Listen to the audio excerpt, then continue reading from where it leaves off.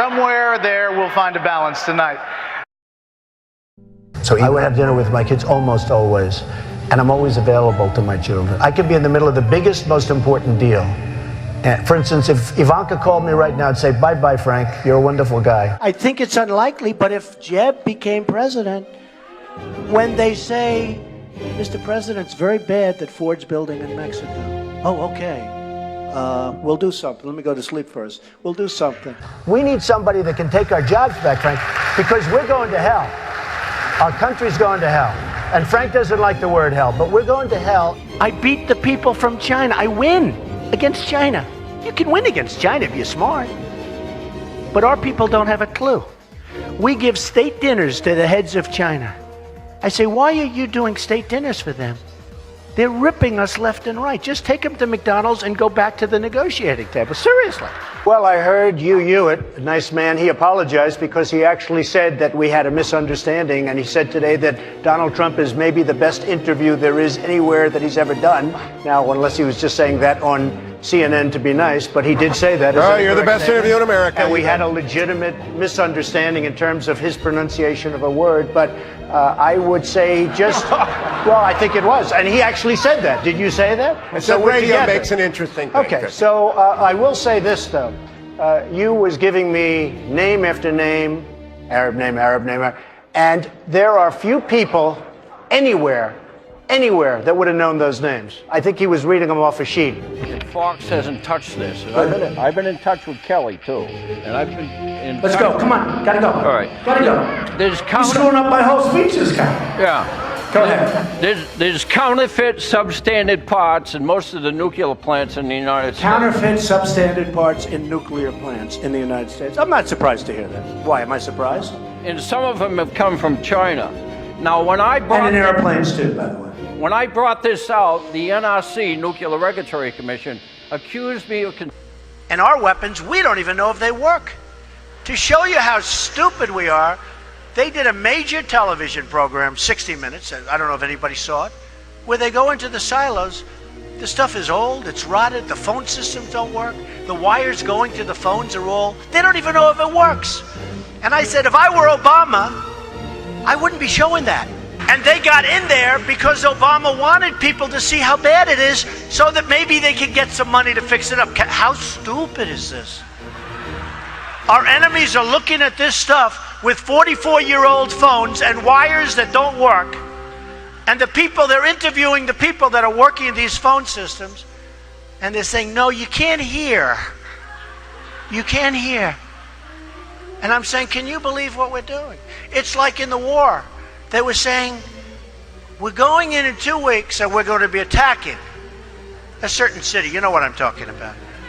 And we're going to attack, and this is the way we're doing it, and we're going here. And I'm saying, can you imagine the great General Douglas MacArthur or George Patton, any of these great guys, listening to a president say exactly what we're going to be doing? Then I said, you know, that's smart. Because they'll do the opposite. They didn't. It was exactly as he said. First of all, these lenders aren't babies. These are total killers. These are not the nice, sweet little people that you think, okay? You know, I mean, you're living in a world of the make-believe, Chris. You want to know the truth. Right now we have Obama. He won't call.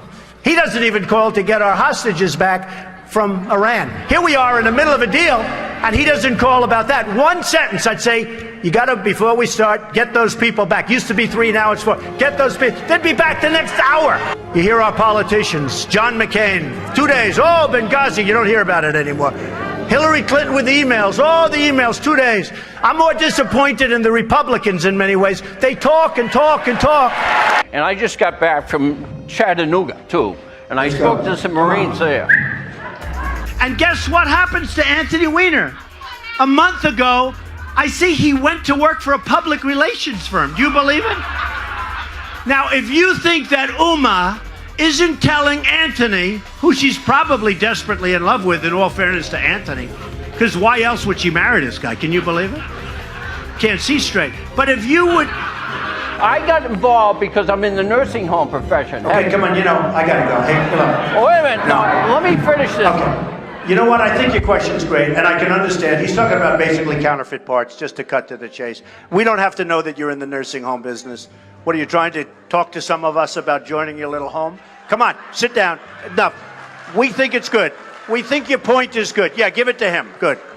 They said to Marco Rubio, are you having fun? He's sweating like a pig. I never saw a guy sweat like this. The sweat is pouring down. I think Rubio is a low energy. But here's the problem with Rubio. When you sweat that much, now think of it. So you have Putin, he's sitting over here. And he's waiting to kill the stupid Americans because he's been just destroying us so badly. So he figures, oh, and a guy walks in and he's soaking wet and sweating.